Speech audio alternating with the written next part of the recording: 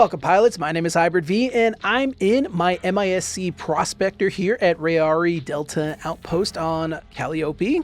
I think it's Rayari Delta. It's one of the Rayaris. Either way, I'm here to do some mining in 3.22, mostly because I'm just going to be here to just chat. So we're just going to do some chill mining. So if you want to put me on in the background and just have a listen, by all means, it's pretty much just going to be me talking and mining. No real combat or anything like that. Or at least I don't expect it. So if you want to put me on in the background, almost like a podcast or something like that, by all means. And the reason why is because we're going to be talking about the channel, Hybrid V Audio, going forward and Star Citizen going forward for 2024.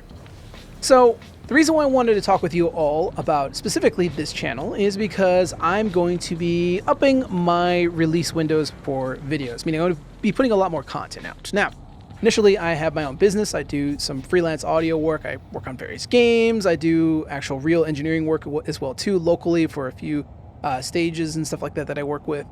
But for the most part, I'm going to be backing off on a lot of the stuff for that business and focusing a little bit more on the channel.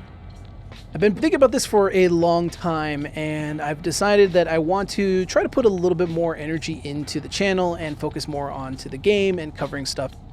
And it's mostly because I've been enjoying doing it. I've been quite enjoying it, and also because Star Citizen is going to radically change throughout the rest of the year. At least according to CIG, there's going to be a lot of changes, and it's going to require a lot of my energy to cover it. And I had to make a executive decision as to whether I wanted to back off that and back off making videos for the channel or focus more on the channel. It was one or the other, and really I had to do something. And I decided that I'm going to focus more on the channel. Now, what does that mean going forward? That means that the release windows of putting things out on the weekends, like I have done in the past, are still going to be there. I'm going to be a little bit more regular on that now. I may end up putting some stuff here or there, like on a Friday or maybe even a weekday, though my metrics have shown that you guys generally don't really watch my videos on the weekdays. You prefer to watch them on the weekends. Hey, it works for me too. I love putting stuff out on the weekends because that's usually when I want to watch a lot of videos myself as well too. So that is going to be the case going forward. On top of that, I also do have an announcement. I have my Discord now up. At least by the time this video should have been published. It should be up. So be sure to check the description of this video if you want to come out and hang out at the Discord, if you want to chat with me or chat with anybody else in the community. If you have feedback about the channel or just Star Citizen in general, you want to throw something at me, you want me to cover or whatever, it's all going to be there for you all to hang out. It's going to be awesome. I can't wait to see you all there, so be sure to check them out. On top of that, live streams, still a thing coming. I'm still kind of researching on what I'm going to be doing to get into live streaming. I think for the start, I'm probably going to just live stream to YouTube, just because I'm so involved with YouTube's ecosystem right now, and it's my most familiar thing. Eventually, I would love to do Twitch as well, too. I do have a Twitch account and everything like that, but I don't want to jump into that just yet. I know that there's a lot more rules and stuff like that for Twitch, and I have to kind of review all that. So I think going forward, it's just going to be some YouTube streams. We'll just kind of keep it simple and straightforward, and then eventually we'll jump into probably restreaming both at the same time. I don't want to do with that right now. I'm just going to stick with just YouTube. Then eventually we'll try doing both. We'll see how it goes. But yeah, that is the main thing that is going to be changing with that. I'm going to be focusing a lot of the attention on Star Citizen. The reason why is because if you've been following with the channel, you'll notice that my release windows for my videos have kind of tapered off towards the end of 2023. This has a lot to do with how CIG has structured a lot of their content going forward for each patch. One of my favorite things I loved covering, which I didn't cover as much going towards the end of the year, was all the new patches that we were getting. So 320, 321, etc., all those things. I would love covering them when they went in Wave 1 because I always get access to Wave 1. The problem is CIG always used to, in the past, get most of the content that they needed for that patch generally put in before they went to Wave 1. Because Wave 1 and beyond was usually more for stability than it was for adding new content. They would usually use that opportunity to get people to just break all the new mechanics and everything, and then they would just build upon that. But yeah, a few patches ago, CIG has changed their strategy on that, and instead of waiting for all the content to be in, they simply just let Wave 1 be missing a lot of content that was expected. For example, we didn't have, for example, the X1 in the previous patch. Though in prior to that, we would always get new ships, new mechanics and stuff like that. They would all be relatively finalized for the most part. before it went wave 1, which made it a lot easier to cover because it just meant I had to just, record a couple of videos and it covered just about everything that we could expect. But the problem was going forward after they changed that, it now meant that if I recorded everything on one day, the next day a new patch would come out and some new mechanics or some new weapons or new ships would get dropped in, and now the old video was completely out of date. And it was so frustrating because I prefer to get everything put into one video if I can, because I like to keep the content and the information that I convey as succinct and clear as possible. And if I miss stuff, it gets kind of annoying. I really hate that. It's just the way I'm built. Now, I'm not going to sit here and just, CIG, how dare you? How could you do that to me? They do whatever they got to do. It's just the way they structured it going forward, the past several months or quarters, I should say, has not really jived with the way I do my release strategies for my videos. So that being said, going forward, because I'm going to have a lot more time to dedicate to it, if CIG still opts to do that, where they kind of piecemeal things over time, I'm probably going to continue my existing strategy of just covering individual mechanics separately, rather than doing a big grandiose video covering one patch at a time. That's just a small thing, just an example of stuff that I'm going to be doing going forward. I do want to go back to watching your landings and taking offs again. Yes, Season 2 is in the works. In fact, actually, probably by the time you're watching this, that first episode of Season 2 is probably already out, assuming that I get everything scheduled here as I had planned. And yeah, so I've been, for the past few days, I've been recording you all secretly out there taking off and landing. And yeah, Season 2 is shaping up to be pretty fun. I've been enjoying it. It's been hilarious seeing you guys kind of meme in the verse about this, because I saw at one point one person was saying, oh man, I just completely bumped my raft or whatever. I think it was a raft, I guess. Or no, it was a freelancer. Yeah, some guy said I got my freelancer stuck in my hangar, or it got stuck in the door. And then someone replied to them, careful, hybrid may be watching. That got me. Whoever you were, that was hilarious. And it's hilarious seeing that this is like kind of a little bit of a meme that just pops every now and then in chat. But hey, let's keep the meme going, right? Let's see if we can find how well you guys are doing out there in the verse with your takeoffs and landings. So those are coming back again, so I'll be recording a lot more of those, as well as have more of them coming out again soon for Season 2, so stay tuned for that. We're going to be doing more guides on the channel. I haven't put too many guides out in a while. I was originally going to do a basic flight guide last year, but I just didn't have the time to dedicate to it. I didn't have the time to structure it out. I had so many other things on my plate towards the end of the year. But now that I'm going to be dedicating a lot more time to the channel, and I'm going to have a lot more time to structure things out, I'm going to be planning on doing probably a basic flight and combat guide once again, like I did a few years ago. A really big, in-depth guide to help both new players, and I would suggest that, especially even if you're a veteran player yourself, you should watch it, because you'd be surprised how much there's cool stuff you're going to learn in there that you would not know even existed in the game. But beyond that, yeah, I'm going to be doing that, and it's probably going to be the last one I'm going to do for a while until Master Modes comes in, hopefully this year, as CIG is expecting to be putting it in this year. I have no idea whether they are or not, but that's the plan. That's going to be the last one for that until Master Modes comes in. There's also going to be ship reviews. I've been wanting to do ship reviews. I did a Lightning review when the Lightning came out as kind of like a test, because I wanted to see if that format that I had put together would actually be useful. And you guys seem to really enjoy that. So I'm glad that you enjoyed that format of reviews. I may tweak things here or there, but that's probably going to be the style that's going to be going forward for other ships. I think I'll probably cover a lot of popular ships, starter ships, and stuff like that. But yeah, with the Discord up, if you guys have suggestions on which ships you want me to cover, be sure to drop them there. I would love to see what you guys suggest. Also, you can leave them in the comments too. I still read all your comments. There's no due difference as to whoever, is leaving their suggestions. I read everything as much as I possibly can. I love getting the feedback you guys give me. But yeah, so if you have something like a ship you want me to cover, let me know. On top of that, there's some new stuff in the pipes that I'm not going to spoil just yet. I will say, however, that if you are a fan of multi-crew ships like I am, you're going to enjoy some of these videos coming out very soon. They will be coming out eventually, soon TM for the most part. Right now I'm just building documentation and kind of working with some folks on getting that together. It's going to be super excited. I cannot wait to put that up. But ultimately, going forward, it's still going to be weekend releases for the most part. I may experiment with doing with other stuff, but weekend releases is fine. It allows me to make a lot of stuff during the week and kind of schedule those for the weekend, because I'm more about quality than I am about quantity. I have no idea how these people do it where they put videos out every single day. Like, not saying that, people here who cover Star Citizen. I'm talking about YouTube in general. People who make videos like once a day, I have no idea how they do it. That blows my mind. Some people just, I guess they just do it full time. I don't know if I can dedicate entirely full time, but we'll see. Maybe invest in an editor at some point. That will also help, of course. But the other thing I want to talk about too is I'm going to be enabling channel memberships. Channel memberships are going to allow you, if you want to support the channel. You also get access to some additional content that is not going to be available readily to the public. And those memberships are kind of like, it's almost like YouTube's built-in Patreon, if you're not familiar with it. You can join the channel, and there's kind of like a tier system you can kind of get into, and you get some goodies for that, as well as I think you're going to get some pretty fun goodies for live streams as well too. But for the most part, the bread and butter of that is going to be a lot of kind of like unlisted membership videos.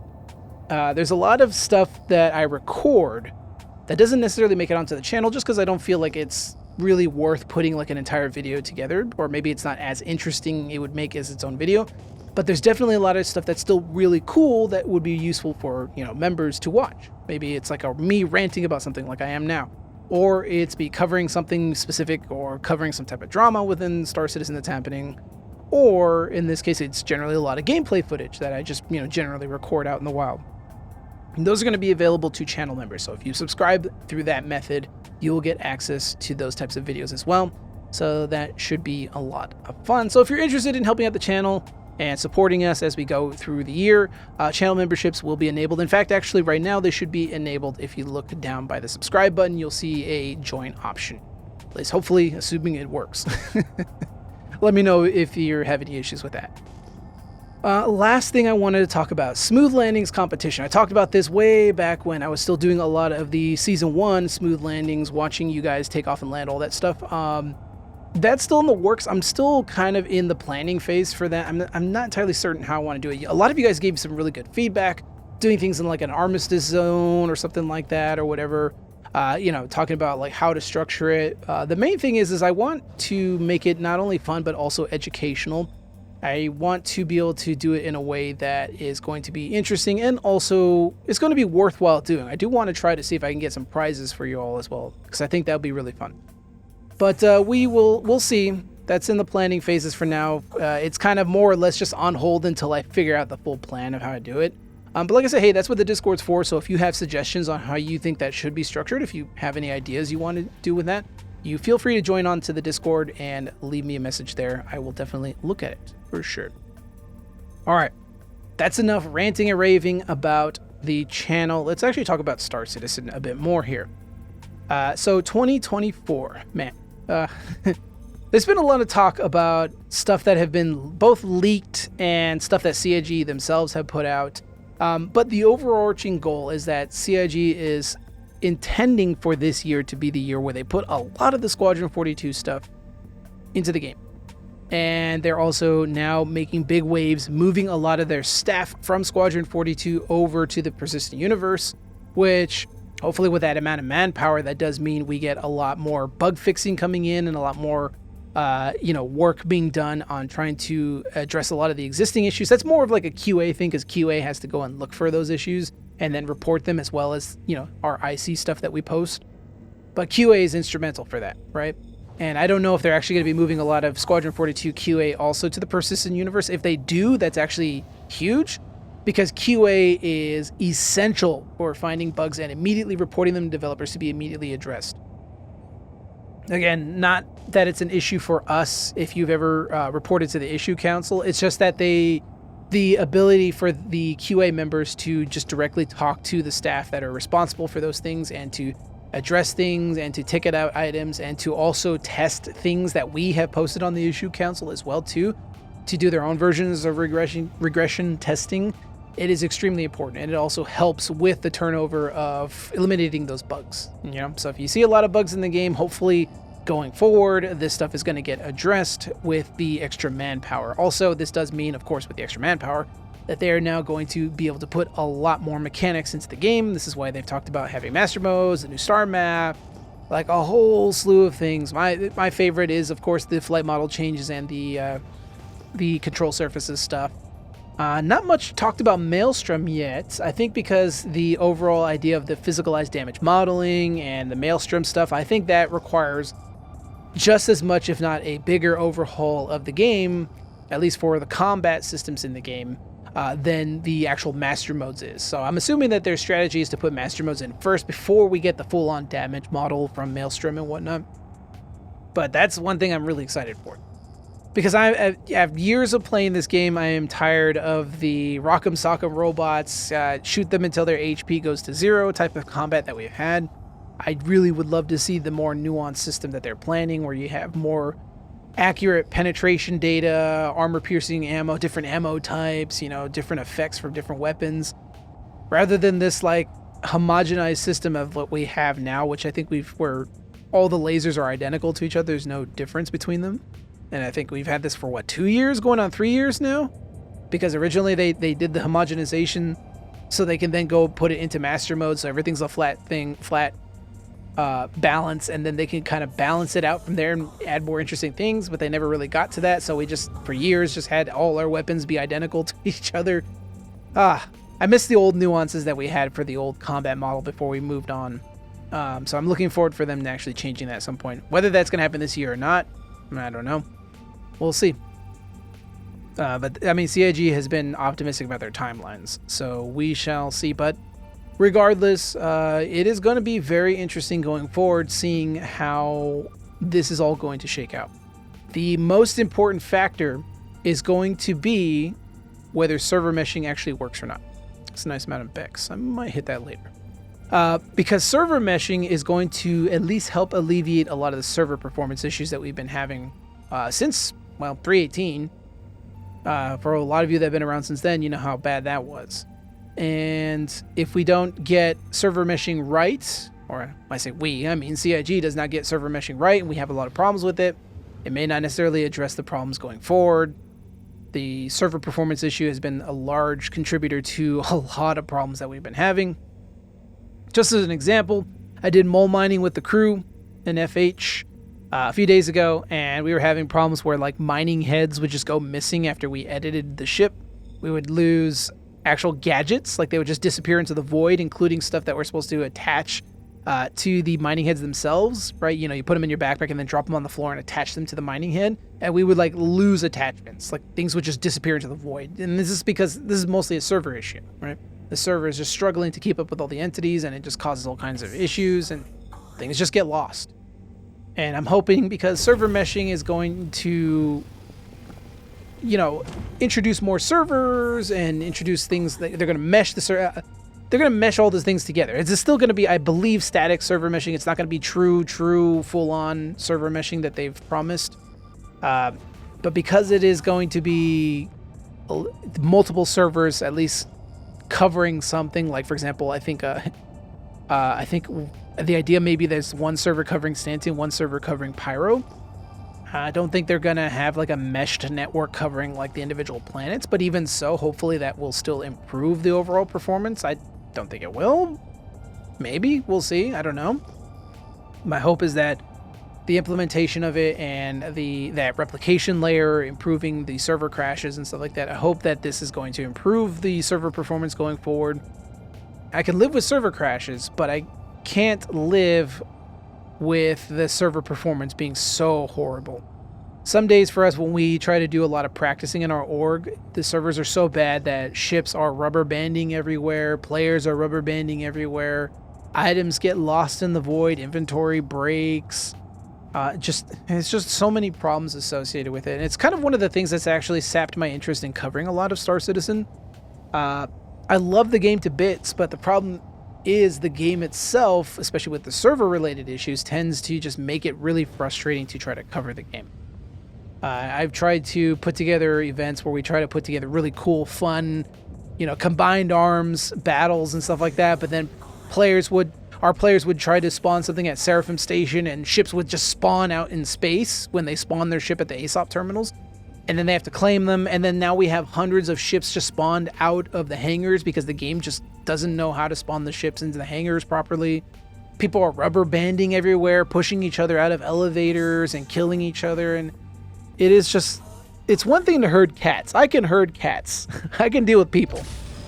When the game is causing more problems than the people themselves, that's where I start getting really frustrated. That tends to happen a lot with this game. As much as I love it, sometimes I can only put up with it so much.